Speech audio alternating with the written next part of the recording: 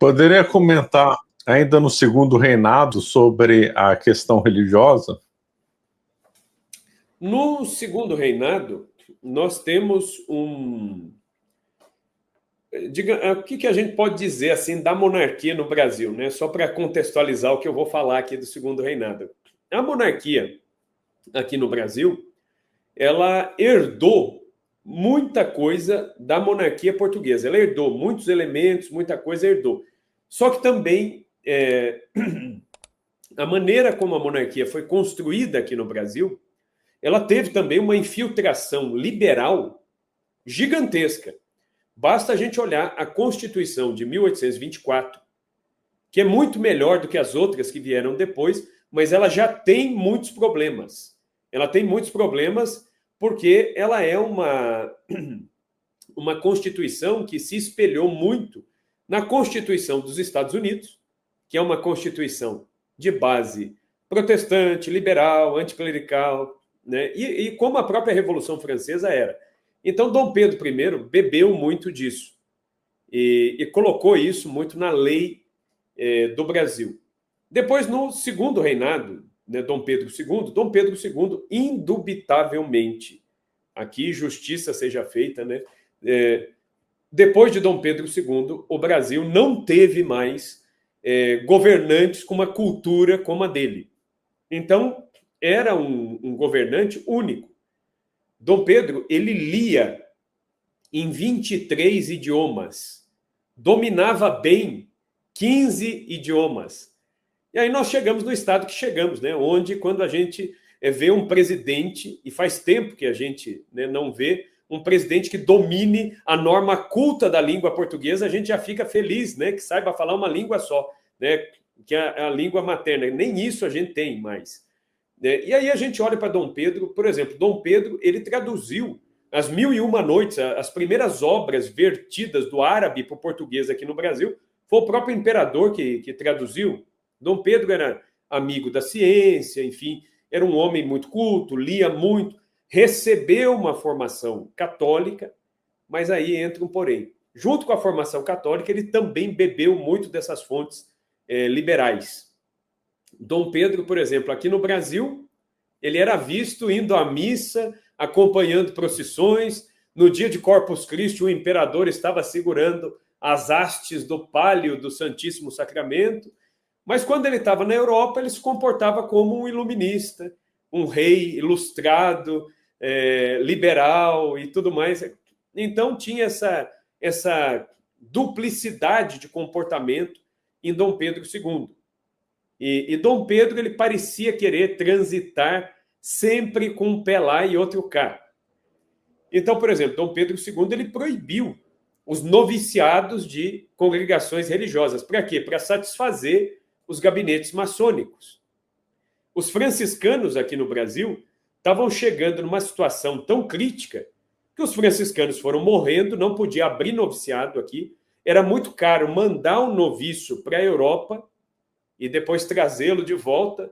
Então, teve um dos superiores dos franciscanos, que vivia na igreja de Santo Antônio, no Largo da Carioca, no Rio de Janeiro, que ele pediu audiência ao imperador e ele foi recebido, e era um dia que Dom Pedro estava com boa parte do gabinete maçom dele, e aí Dom Pedro quis fazer graça, né, para agradar os políticos dele, né?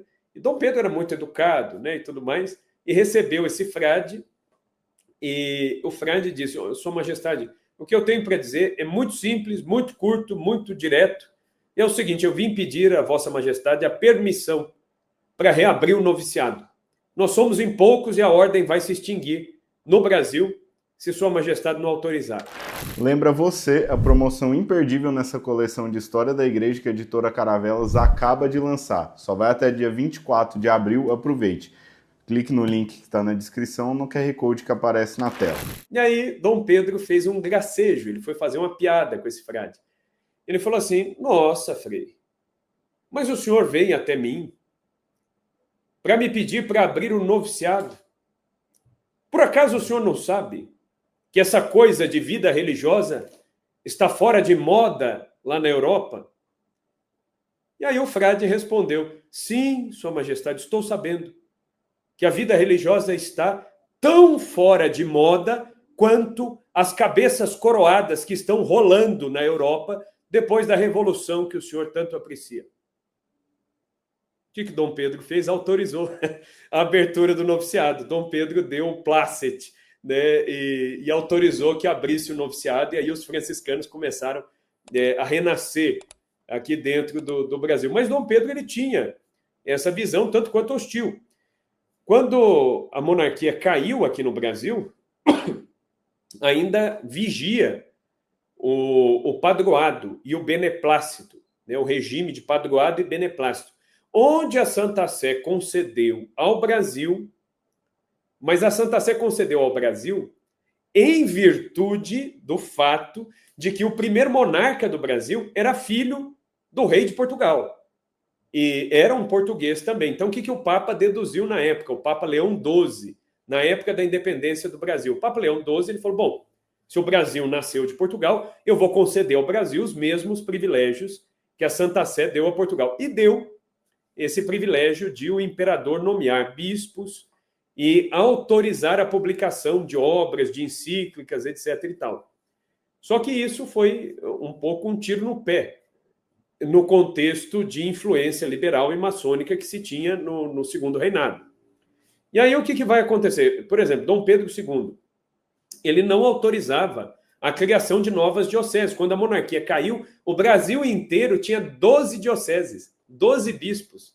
Olha a extensão do Brasil, e tinha 12 bispos apenas. Então, a ação da igreja ela foi muito prejudicada no primeiro e no segundo reinado, mas mais no segundo reinado, que durou mais tempo. E aí, o que vai acontecer? Na década de 1870, o Papa Pio IX, que inclusive o Papa Pio IX é um caso interessantíssimo, né, de pontífice, porque quando ele foi eleito Papa, o Colégio Cardinalício elegeu Pio IX, porque Pio IX era considerado simpático às ideias liberais. Então todo mundo acabou votando em Pio IX, e Pio IX, né, aí que nós vemos que é o Espírito Santo que governa a igreja mesmo, porque a conversão de Pio IX veio no pontificado. E aí ele foi reorientando o pontificado dele e se tornou um dos pontificados mais combativos em relação aos erros do mundo moderno. E, inclusive, Pio IX ele tinha também um humor muito ácido, assim, né? O Pio IX, uma vez até um dos cardeais disseram: Santidade, o senhor pede a nossa opinião para fazer o contrário.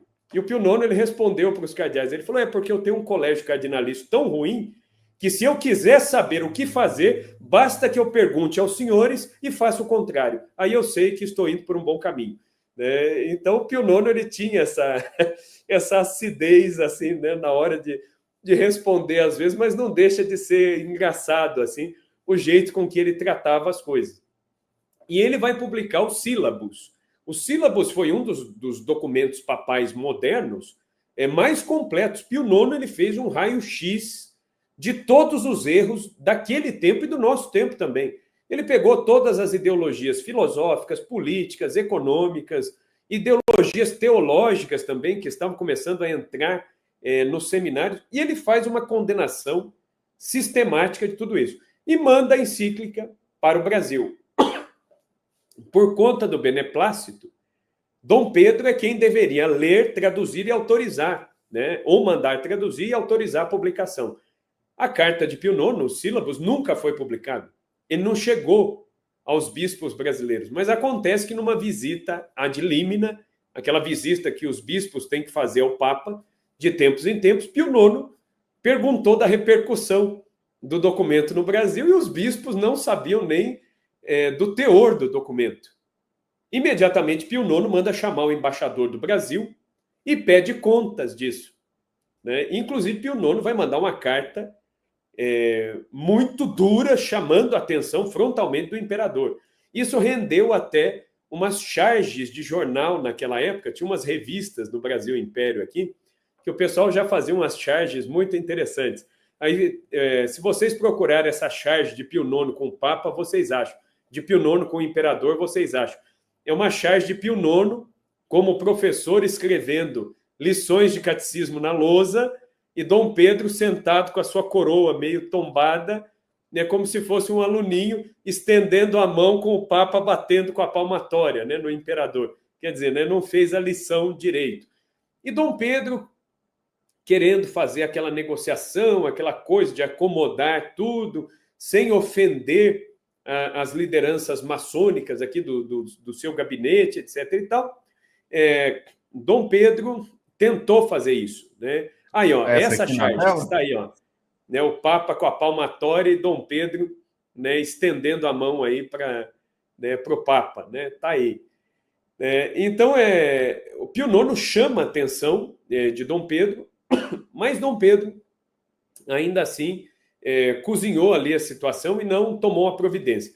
E aí 2 bispos, e o mais curioso, foram 2 bispos escolhidos por Dom Pedro, que vão se levantar contra ele. Dom Antônio Macedo Costa, de Belém, no Pará, e Dom Vital Maria, que era o bispo de Olinda e Recife. Dom Vital foi o bispo mais novo do Brasil.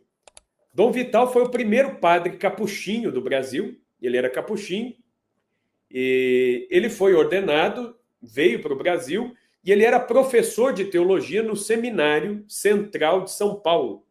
O Seminário Central de São Paulo é onde hoje fica o batalhão da PM, na Avenida Tiradentes, em São Paulo. Aquele era o prédio do antigo Seminário Central de São Paulo. Dom Vital foi professor ali. Onde hoje é a Rota, né?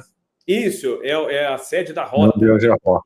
Isso, exatamente. Ali era o Seminário Central de São Paulo. Depois foi construído outro prédio um pouco mais para frente, que é onde fica hoje a Igreja de São Cristóvão. Aí o seminário passa para lá, mais tarde. E aí, Dom Vital era um dos melhores professores, dos mais inteligentes, e é interessante que o imperador Dom Pedro, visitando São Paulo, uma certa ocasião, ele pergunta ao arcebispo de São Paulo quem o arcebispo de São Paulo poderia indicar para ser bispo, porque a diocese de Olinda e Recife precisaria de um bispo e tal. E o bispo de São Paulo, o arcebispo de São Paulo na época, ele não titubeou, ele falou assim: olha, de olhos fechados, quem eu indico ao senhor é Dom Vital Maria. Só que e Dom Pedro foi apresentado a Dom Vital, conversou com Dom Vital, ficou muito impressionado com a cultura daquele frade, mas um ponto incomodou Dom Pedro. Aquele fradezinho tinha, né, magrinho, de baixa estatura, tinha apenas 27 anos de idade. E aí Dom Pedro falou, é muito novo, né, para ser escolhido como bispo. Mas, como o arcebispo de São Paulo garantiu, Dom Pedro comprou a ideia e mandou a indicação para Roma. E aí Roma, o próprio Pio IX, na época, disse, ele é muito novo, é melhor escolher outro, e depois, num segundo momento, pensem nele. Mas Dom Pedro foi convencido pelo arcebispo de São Paulo e disse, não, eu quero Dom Vital. E Pio IX confirmou. Dom Vital foi consagrado bispo, mas a gente vê que era um bispo sem compromissos com o poder secular. O desejo dele era o quê? Obedecer à igreja, obedecer a Deus. E assim foi. Dom Vital e Dom Macedo Costa chegam ao Brasil e fizeram o quê? Leram, eles começaram a ler no púlpito de suas catedrais os sílabos de Pio IX. Então o povo começou a ter contato com o que o Papa dizia.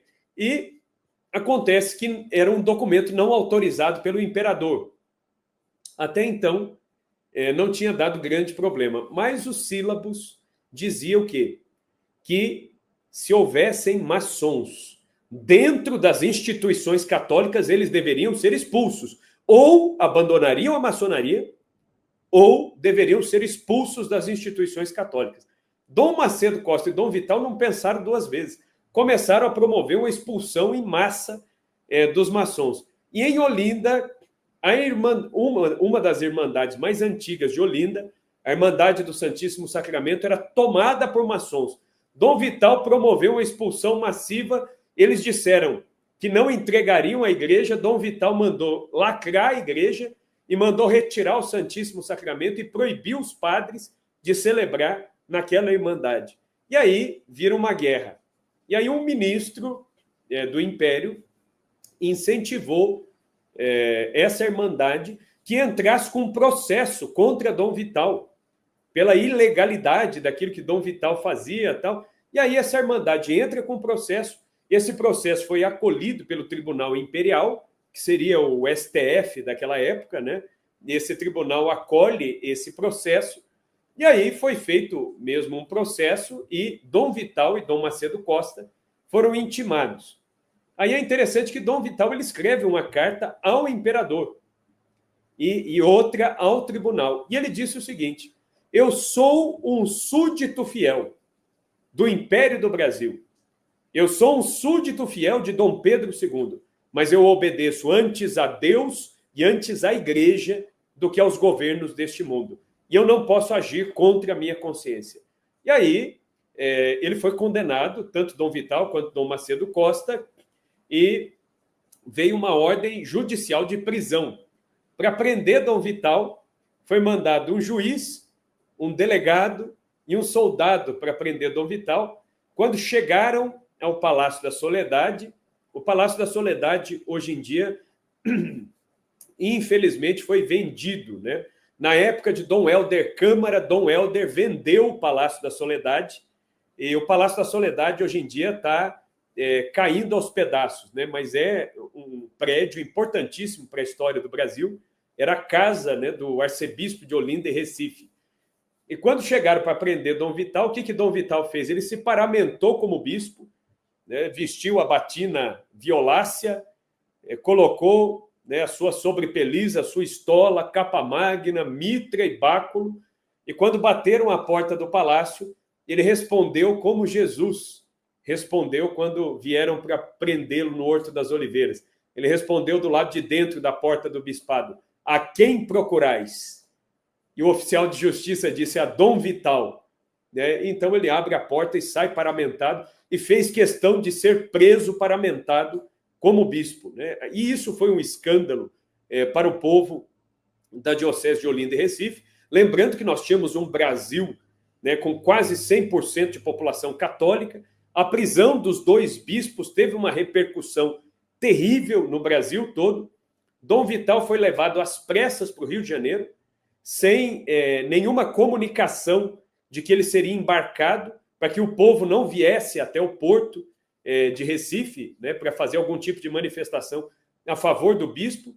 E ele foi preso, então, no Forte de São João, no Rio de Janeiro.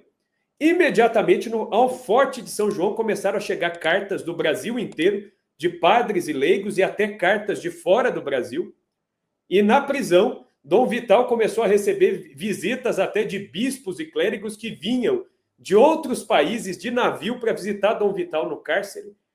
Então foi um escândalo, foi um tiro no pé. O imperador acatou o conselho dos seus ministros de mandar prender os bispos, e isso aí foi uma das causas da queda da monarquia no Brasil. Dom Pedro ele abalou muito a imagem da monarquia, porque para o povo simples, mandar prender dois bispos era escandaloso. Eu, por exemplo, eu vivo aqui em Campinas. Aqui em Campinas existiu um padre, o padre Joaquim José Vieira. Foi um padre que fez grandes obras aqui em Campinas. Ele ficou tão revoltado quando ele soube da prisão dos bispos, que ele escreveu artigos e mais artigos no jornal aqui de Campinas contra o imperador, frontalmente contra o imperador, dizendo que isso era um crime contra os direitos de Deus, os direitos da igreja, que estes dois bispos estavam apenas obedecendo ao Papa, como que o imperador católico podia se prestar a esse papel. E é interessante que o padre Vieira, aqui em Campinas, ele era chamado de o Vigarinho, porque ele era muito baixinho e era um homem muito ativo, andava muito, trabalhou com os pobres, fundou asilo, era chamado de o Vigarinho, né? E ele inaugurou a Santa Casa de Campinas aqui. No dia em que ele inaugurou a Santa Casa, era o maior hospital do interior de São Paulo, tudo com doações. Foi a Irmandade de Nossa Senhora da Boa Morte e o Vigarinho que ergueram, né, levantaram a Santa Casa. E o imperador veio de trem do Rio de Janeiro para cá. Quando o padre Vieira ficou sabendo que o imperador estava chegando, né, ele rezaria a missa. Ele passou para outro padre, falou: reza a missa o senhor, eu não vou rezar a missa coisa nenhuma, eu não vou nem ficar na inauguração. E não foi a inauguração da própria Santa Casa dele. Ele falou, eu não vou ficar no mesmo lugar que o imperador. E aí, quando o imperador chegou, o fundador da Santa Casa não estava. Acabada a missa, Dom Pedro II perguntou. Falou, quem é o fundador? Não é um padre, né, que vocês chamam de vigarinho e tal? E aí todo mundo com aquele sorriso amarelo, né, tentando enrolar o imperador, e aí tiveram que falar para Dom Pedro, olha, ele não quis vir. E aí Dom Pedro disse, não, mas eu faço questão de cumprimentá-lo por aquilo que ele fez. Onde que é a casa paroquial? E aí o imperador foi até a casa paroquial e bateu, né, a porta, e o padre Vieira não esperava receber o imperador, e o próprio padre veio e abriu a porta da casa paroquial, e era Dom Pedro II ali, diante dele, Dom Pedro, que tinha quase 2 metros de altura, né, o vigarinho tinha 1,60 m, né, aquele homenzinho pequenininho diante do imperador, e Dom Pedro disse assim, eu vim dar os meus cumprimentos àquele que fez uma obra tão benemérita para esta cidade que faz parte do meu império. Eu não poderia deixar de cumprimentá-lo, mas também eu não podia deixar de perguntar por que o senhor não foi? E aí o vigarinho, corajosamente, o que faltava em estatura sobrava em coragem.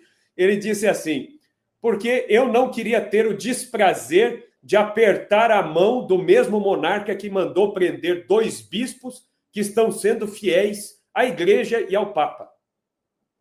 E aí Dom Pedro estendeu a mão para ele, falou assim, apesar de o senhor não querer apertar a minha mão, eu queria apertar a sua. E Dom Pedro estendeu, no fim ele deu a mão ao imperador. Quando morreu o bispo do Ceará, Dom Pedro ainda não guardou ressentimentos, ele nomeou o vigarinho como bispo do Ceará, o estado do Ceará inteiro, era uma única diocese, e o vigarinho, né, o padre Joaquim José Vieira, virou o primeiro bispo do Ceará. Então Dom Pedro, ele teve ainda essa grandeza de alma, de perceber que ele tinha errado, ele errou, e errou feio. No fim das contas, ele mitigou a pena, o negócio não resolveu.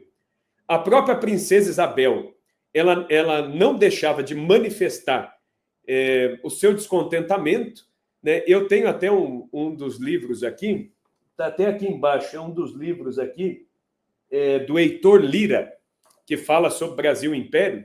O Heitor Lira, ele conta o caso, né, de que Dom Pedro ia fazer uma viagem à Europa, quando ele mandou prender os bispos, e a princesa Isabel soltou nos corredores do palácio, comentando com uma dama da corte o seguinte, né, falou assim, papai mandou prender os bispos, mas quando papai viajar, eu serei a regente. Papai mandou prender, eu vou mandar soltar. E Dom Pedro, quando ficou sabendo disso, ele ficou furioso, cancelou a viagem, falou, você está me desautorizando. E houve até uma discussão dele com a filha, com a própria princesa Isabel. O fato é que Dom Pedro, no fim das contas, anistiou os bispos, teve que soltar os bispos. O Dom Antônio Macedo Costa se tornou amigo da princesa Isabel, depois ele virou capelão da princesa Isabel. Quando a princesa Isabel aboliu a escravidão, Leão XIII mandou a Rosa de Ouro para a princesa Isabel. Quem foi o portador da Rosa de Ouro foi Dom Antônio Macedo Costa ainda. Leão XIII fez questão.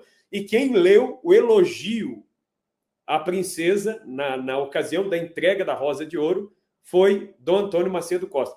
Dom Vital foi para a França, né? Foi para a França, antes de ir para a França, passou pelo Vaticano. Ao chegar no Vaticano, o Pio IX chamava o Dom Vital com o nome da diocese. Ele chamava Dom Vital de Mio Caro Olinda, né? Então ele chamava Dom Vital de Olinda por conta da diocese de Olinda, né? Então Pio IX apreciou muito, enfim, e se lamentou pela prisão, e aí ele vai para a França. E na França ele morre envenenado, né? Provavelmente o cálice de missa de Dom Vital foi envenenado pela maçonaria. Quem fez a oração fúnebre de Dom Vital foi o Monsenhor de Seguir, né, que é famosíssimo, né? Nós lemos as obras aí do Monsenhor de Seguir, e Monsenhor de Seguir foi quem fez o elogio fúnebre, e no elogio fúnebre acusou frontalmente a maçonaria francesa de ter conspirado e matado Dom Vital, né, que anos depois seus restos foram trazidos para o Brasil e se encontram na Basílica da Penha, né, ali no centro histórico de Recife hoje em dia, né? Então isso é a questão religiosa. Essa história é muito interessante mesmo. Eu não sabia desse caso do padre aí de Campinas, é muito divertido essa história. É o Vigarinho. Muito interessante. Realmente havia padre de coragem naquela época, né? O Vigarinho ele está sepultado na catedral aqui de Campinas. Ele veio em visita aos familiares, passear aqui em Campinas, era bispo no Ceará, e morreu aqui. Então ele acabou sendo sepultado aqui, que era, né, o local onde ele foi pároco, enfim, né? Então acabou ficando aqui. Descansa aqui, os restos dele estão na cripta da Catedral de Campinas. Quem vier a Campinas consegue visitar lá. Dom Joaquim José Vieira, né? É o Vigarinho. Muito bom a história, excelente. Você acaba de assistir um corte do Caravelas Podcast.